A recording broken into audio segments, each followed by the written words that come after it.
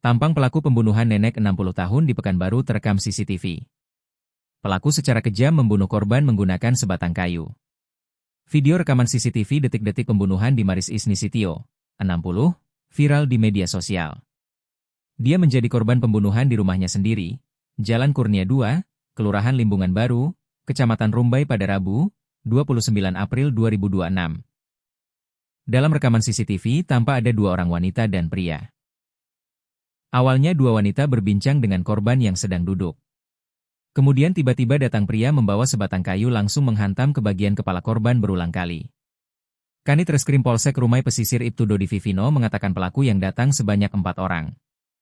Namun bisa jadi lebih karena itu baru-baru hasil pendalaman sementara berdasarkan rekaman CCTV yang kita dapatkan, katanya.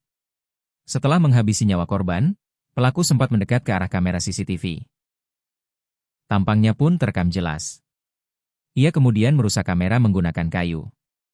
Untuk pelaku dari analisa CCTV sudah diketahui, saat ini sedang kami kembangkan guna dilakukan penangkapan, katanya. Ia bilang, para pelaku dengan mengendarai kendaraan, sempat terlihat beberapa kali mondar-mandir di depan rumah korban, sebelum beraksi. Mereka sempat berhenti di depan rumah korban, beberapa kalilah, memantau situasi sekitar, katanya.